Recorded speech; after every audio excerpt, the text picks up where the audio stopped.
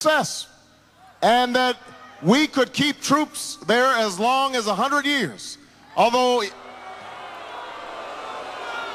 I have to say that I think somebody told him that wasn't polling very well, because yesterday he decided, well, maybe we'll have him home by 2013, although he didn't have a plan for how to do it.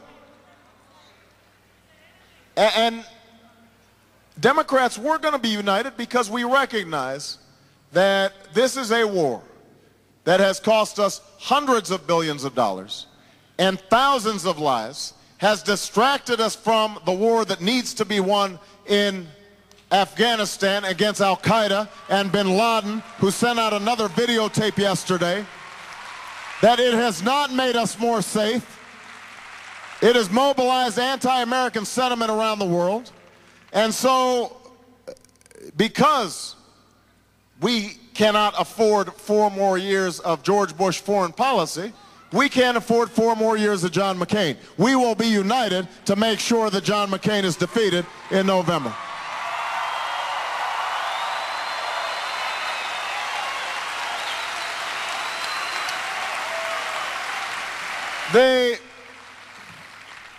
The same is true on our domestic policy.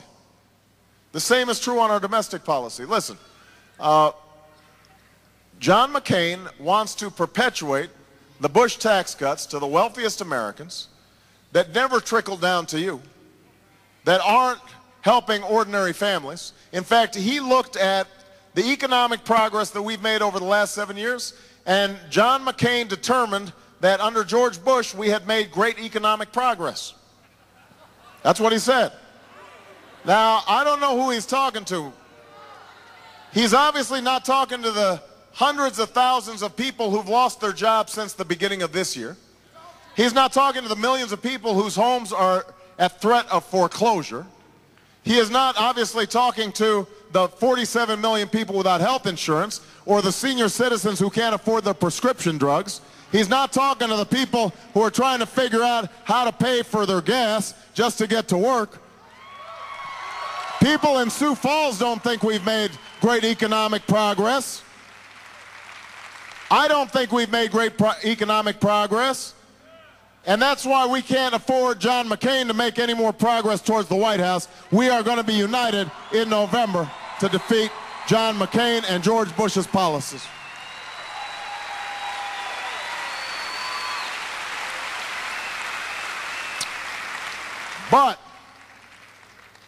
But I think it is important for us to recognize that not every problem is the fault of just one party or one person.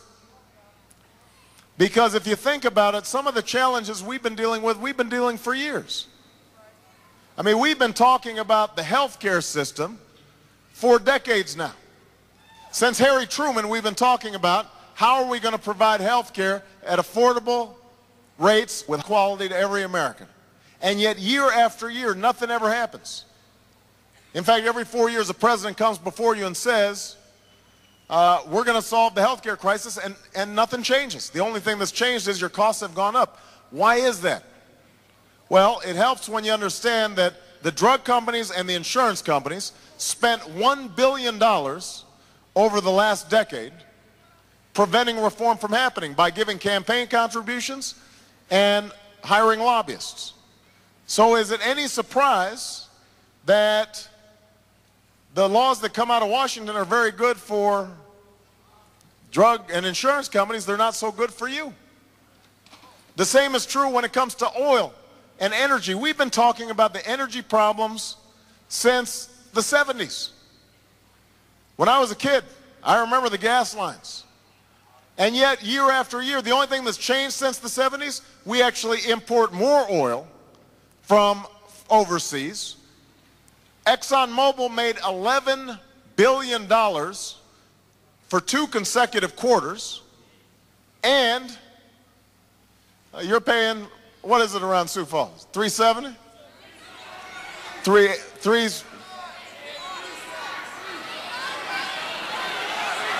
More. $3.76. $3.73. It's too much.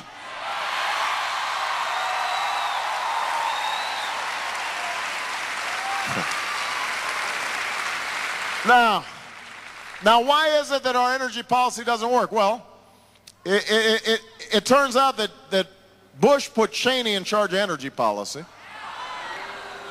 Cheney met with the renewable energy groups once. He met with the environmental groups once. He met with the oil and gas companies 40 times.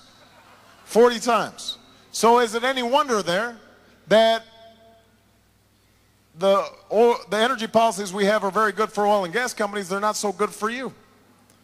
Look, here's the bottom line. If we don't change how politics is done in Washington, then we will not change the policies coming out of Washington. It is not enough just to change political parties. We've got to do more than that.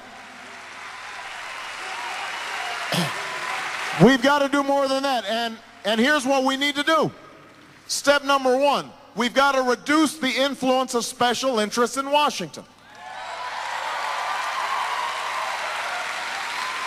That's why last year I passed the toughest ethics reform legislation since Watergate, making sure that lobbyists couldn't give gifts and couldn't get meals and couldn't lend their corporate jets to members of Congress and had to disclose who they were raising money from and who they were giving it to, so that we can have a transparent and accountable government. That's why in this campaign I've put forward new ethics rules to make sure that my White House, we won't have a revolving door where people are going from an industry they used to lobby for into the White House, passing laws for their old friends, and then going back and cashing out. We're not going to have that. And that's why at the beginning of this campaign, I said, look, we are not going to take money from PACs. We're not going to take money from federal registered lobbyists. They have not funded my campaign. They will not run our White House, and they will not drown out the voices of the American people when I'm President of the United States of America.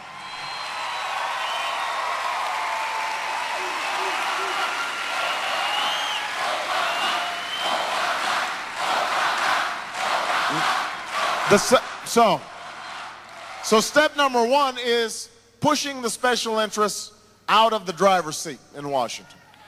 But the second thing is some truth-telling. We need some honesty from our leadership.